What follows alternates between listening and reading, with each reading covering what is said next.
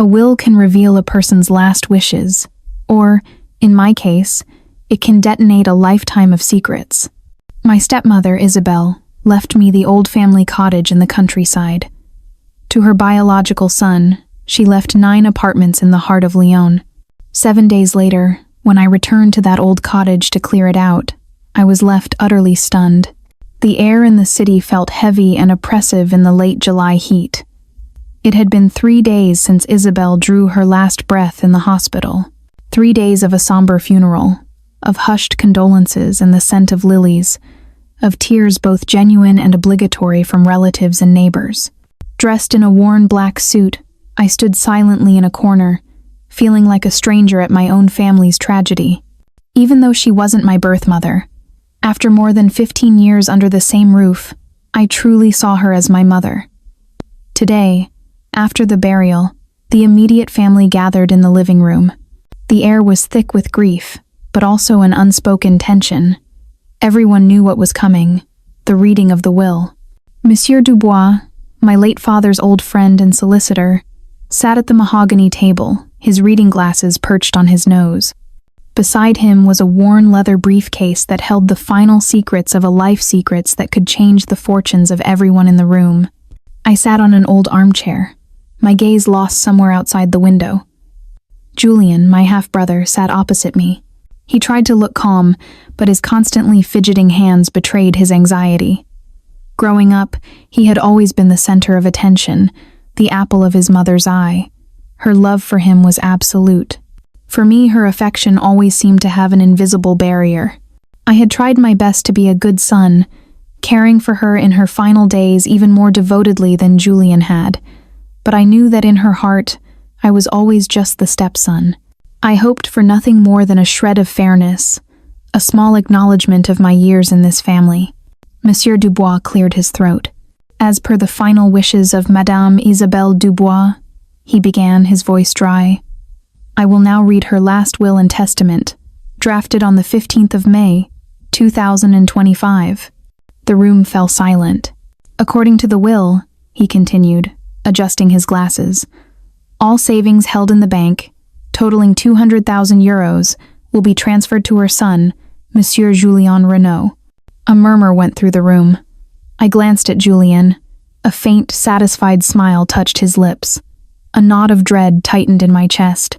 Secondly, the solicitor read on, his voice flat, all 9 residential properties located in the central districts of Lyon. He listed the addresses. All on prime real estate, where every square meter was worth a fortune, are also bequeathed to Monsieur Julien Renaud. This time, the whispers turned into shocked gasps. 9 city apartments and 200,000 euros. She had given Julien everything. My heart felt like it was being squeezed in a vice. What about me? Was I just a guest in this house for all these years? Sensing the tense silence, Monsieur Dubois quickly turned to the next page. Finally, for her eldest son, Monsieur Léo Girard, all eyes turned to me, pity, curiosity, even a hint of schadenfreude. I bit my lip, tasting blood. Madame Isabelle leaves him the old family house in the village of Annecy, in the Auvergne countryside. Additionally, she leaves him the sum of 2,000 euros to help with initial expenses. And 2,000 euros and a dilapidated cottage. The solicitor's words hung in the air, and a ringing started in my ears. This wasn't an inheritance. It was a public humiliation. Isabel was telling the world that in her eyes, I was worth nothing.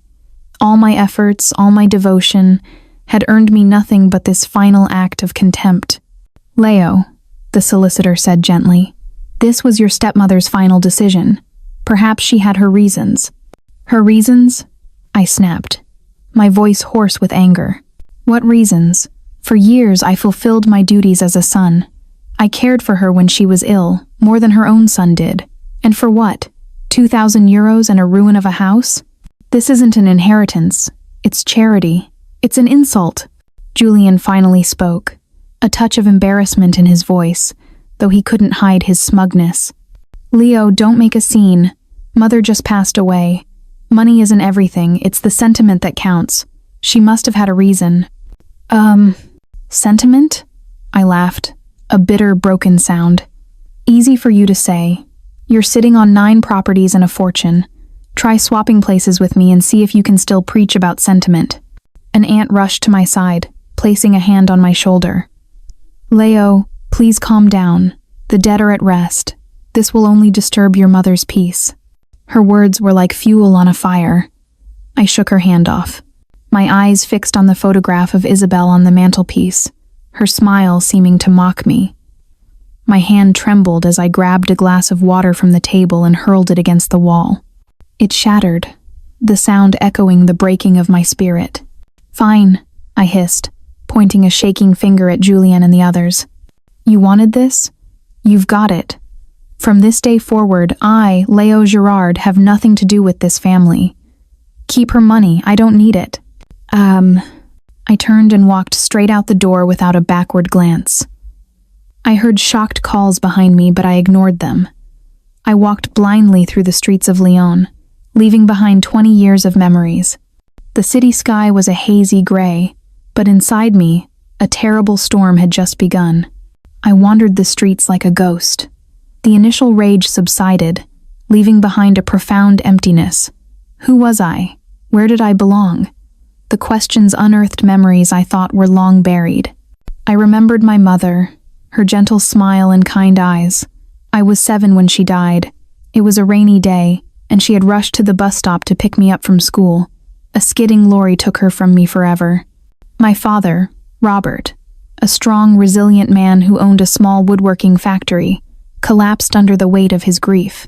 He let the business slide and drowned his sorrow in cheap wine. Our home grew cold and silent. He would sit alone in the dark, clutching her photograph, weeping like a child. Then Isabel appeared. She was the head bookkeeper at my father's factory. A widow herself, she was raising a young son, Julien, who was my age. Perhaps a shared sense of loss brought them together. She came into our chaotic home and, without a word of judgment, began to put it back together. She cleaned, she cooked hearty stews, and she gently coaxed my father back to life. She brought the factory's ledgers to the house and helped him untangle his finances. Under her care, my father slowly recovered. The factory stabilized. Isabel was kind to me, buying me new clothes and helping with my homework. Her warmth soothed the wounds in my young soul. When my father asked if I would be okay with him marrying her, I nodded. I needed a family, and so did he. After the wedding, Isabel and Julien moved in. The house was suddenly full of life, but also new tensions. Julien was outgoing and spoiled, the opposite of my quiet nature. We clashed often, and Isabel would always intervene. She never scolded Julien, but would always tell me, "Leo, you're the older one. Be the bigger person." I learned to yield, giving him the better toy, the larger piece of cake, the greater share of our parents' attention. Isabel was a brilliant manager. With her help, my father's factory not only paid off its debts but expanded. We moved to a larger house. I accepted my new reality, telling myself that a peaceful family was worth any personal sacrifice, but a wall always remained between me and my new family, an unspoken truth that we didn't share the same blood. Time passed. As we grew older, Isabel's subtle favoritism became more apparent. It wasn't cruelty. She provided for me well, but her care felt like a duty, lacking the unconditional warmth she showered on Julien. When it came time for university, I earned a place at a good public university to study engineering. Julien, who was less academically inclined, failed his exams. My father wanted to celebrate my success, but Isabel stopped him. "Robert, Julien is so upset," she said sadly.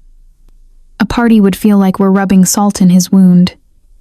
The celebration was cancelled. Instead, Isabel paid a small fortune for Julien to attend a prestigious private business school. My father was not blind to the inequality, but he was a man who avoided conflict and felt indebted to Isabel for saving him.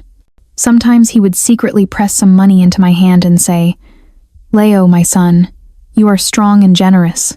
I know this is hard for you." After graduating, I went to work at the family factory. I started at the bottom, my hands constantly covered in grease, and worked my way up, eventually managing the entire production floor. Julian, backed by Isabel's money, jumped into the booming real estate market. He was a natural, and quickly became a successful young entrepreneur with luxury cars and a flashy lifestyle. Isabel beamed with pride, constantly boasting about her brilliant son. I knew that in her eyes, my steady, quiet contributions could never compare to Julien's dazzling success. Then, my father had a sudden, fatal stroke. His death was a devastating blow, especially for Isabel. The strong, capable woman I knew became frail overnight. She aged years in a matter of days. Julian was busy, but I understood her grief. I had felt it before.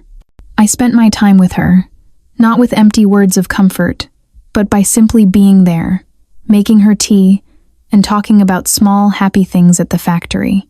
For a brief time, the distance between us seemed to shrink. I hoped the shared loss might finally make us a real family. I was wrong. The tragedy was only just beginning. About 6 months after my father's death, Isabel collapsed while climbing the stairs. At the hospital, the diagnosis was brutal: late-stage lung cancer that had spread to her bones.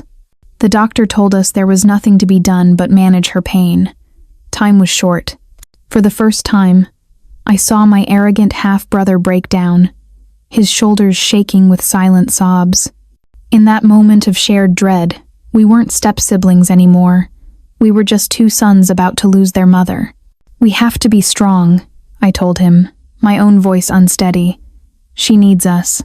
We decided to tell Isabel she had a severe case of pneumonia. The following days were a blur of hospital visits and quiet despair. I took unpaid leave from the factory to be with her. Julian used his money and connections to consult with the best specialists, chasing a miracle that we both knew would never come. I spent the nights by her bedside, patiently feeding her broth, massaging her aching bones, and trying to keep her spirits up. In those final days, Isabel's demeanor softened. She was often lost in a haze of pain and medication, but in her lucid moments, she spoke frequently of the old family cottage in Annecy. "Leo, I want to go home," she'd whisper. "I want to see the cottage one last time." I didn't understand her attachment to the dilapidated place, but I promised her that as soon as she was a little stronger, I would take her. One night she woke up, her eyes surprisingly clear. "Leo," she rasped, gripping my hand with a weak but urgent strength. "Listen to me. Remember your roots. The cottage. There's a secret there. For you, don't be angry with me, Leo." Her voice trailed off and she slipped back into delirium. Her words echoed in my mind. What secret? Why would she ask me not to be angry? The night before she passed, she experienced a final, startling surge of energy. She sat up, her mind clear, and smiled at Julian and me. "I don't have much time left," she said, her voice weak but firm. She looked at Julian. "You are smart, but you must learn what truly has value." Then she turned to me, her eyes filled with a complex emotion, trust, and deep regret. "Leo, I know you have been wronged. I am so sorry." Tears welled in my eyes. The apology I had longed for, yet never expected to hear, erased years of resentment. "Now," she said with sudden resolve, "call Monsieur Dubois. I need to make a new will. Right now." That night, in the sterile hospital room, Isabel dictated her final wishes. The contents remained a secret. The next morning, she passed away peacefully in her sleep, leaving behind a sealed envelope and a mystery that would turn my world upside down. After the will reading, I spent several days in a cheap hotel in a Lyon backstreet, licking my wounds. I needed to be alone, to process the fact that I had been cast out by my own family. Why had Isabel been so cruel? Finally, I decided I couldn't let this break me. I was a skilled engineer. I could build a new life for myself. I thought of the one thing she had left me, the old cottage. It was a symbol of my humiliation, but it was also the only place I had left to go. I packed a small bag and took a bus to the countryside. The village of Annecy was peaceful, surrounded by green fields and quiet lanes. The cottage was at the end of a small, overgrown track. It was in even worse shape than I remembered. The stone walls were crumbling, the tiled roof was covered in moss, and the garden was a jungle of weeds. A bitter laugh escaped me. This was my new beginning, starting from nothing. I spent the morning hacking a path through the overgrown garden. Inside, everything was covered in a thick layer of dust and cobwebs. As I was inspecting the leaky roof, a warm voice called out from the gate, "You must be Robert's boy, Leo." It was old Antoine, our former neighbor, a kind man with a weathered face and sharp eyes. "It's good to see you, son," he said, looking around the dilapidated house. "Your stepmother, she loved this place. She used to come down from the city every month or two, said it was her roots. She said a person should never forget their roots." I was stunned. "Isabel came here often?" "Oh yes," Antoine nodded. "She'd spend the whole day cleaning, tending a little vegetable patch. She was a good woman, Leo. She always spoke of you and Julien. Proud of you both, she was." His words confused me even more. If she was proud of me, why did she write such a cruel will? Then Antoine's eyes lit up with recollection. "Goodness, my old memory, I almost forgot. The last time Isabel was here, just before she got really sick, she gave me a letter. 'Give this to Leo, and only Leo when he comes back here to stay,' she said. 'It's very important.'" He hurried back to his house and returned with a yellowed envelope. My hands trembled as I took it. Inside was a single folded sheet of paper. The handwriting was Isabel's, but shaky. "My dearest Leo, when you read this, I will be gone. Please, do not be angry with me for the will. I had my reasons. I know you are strong, principled, and have great pride. This land, this cottage, is a treasure I have saved just for you. The government is about to announce a major regional development project. Our entire property is scheduled for compulsory purchase, and the compensation will be immense, perhaps as much as 10 million euros. I learned this from an old friend in the planning department. The 9 apartments I left to Julien are all heavily mortgaged to the bank. The debt is enormous. I know your brother. He is brilliant, but arrogant and reckless with money. This is his test. I want him to learn the value of hard work, to understand that money is not everything. I know this is a great risk, and I know it has hurt you deeply, but I trust in your character and your compassionate heart to understand me. I never favored one of you over the other. I love you both equally, just in different ways. Use this money to build a wonderful future for yourself. And please, if you can, help your brother. The bond between you is the most precious asset of all. Your mother, Isabel." I stood there, utterly speechless, tears streaming down my face. It hadn't been an act of cruelty. It was an act of profound, calculated love. She hadn't disowned me. She had protected me while forcing her own son to face the consequences of his actions. Tucked inside the letter was a copy of the loan agreements, the staggering figures circled in red. The truth was an earthquake, shattering my anger and leaving behind only a deep, aching admiration for the incredible woman who had been my stepmother. To be certain, I went to see the village mayor, who confirmed the news. A massive development was coming. The entire area, including my worthless plot of land, was about to become incredibly valuable. Isabel had orchestrated everything. She knew my quiet nature wasn't suited for the cutthroat world of real estate, so she gave me a safe, secure future. And she knew Julien needed to be pushed to the brink to learn, to grow, to become a better man. A few weeks later, my phone rang. It was Julien. His voice was no longer smug and condescending, but strained and exhausted. "Leo, where are you?" "I'm at the cottage in Annecy," I replied calmly. "What's wrong?" He hesitated, then sighed heavily. "Leo, I'm in trouble. The property market has frozen. I can't sell anything, and the interest payments to the bank are crippling me. If this continues, I'll lose everything." He took a deep breath. "I've been thinking, maybe we should sell the apartments, pay off the banks, and split whatever is left. It's family money after all. You should have a share." I felt a surge of both pity and pride. He was finally learning. The harsh lesson his mother had designed for him was working. "I don't think you'll need to sell the apartments," I said slowly. I have another idea. Why don't you drive down here this weekend? We need to talk. When Julian arrived that Saturday, he looked like a different person. He was thinner, with dark circles under his eyes. The moment he saw me, he ran and threw his arms around me, sobbing. Leo, I'm so sorry. I was a fool, a terrible brother. It's okay, I said, patting his back. We're family. We sat on the porch of the cottage, the same spot where his mother used to sit. He told me that old Antoine had told him about the letter. He was consumed with remorse for misjudging both me and his mother. I understand now, he said, his voice thick with emotion. She did it for us. That compensation money is all yours, Leo. I won't touch a single cent. I'll deal with my debts myself. I shook my head and smiled. What did Mother's letter say? The bond between us is the most precious asset. We're in this together.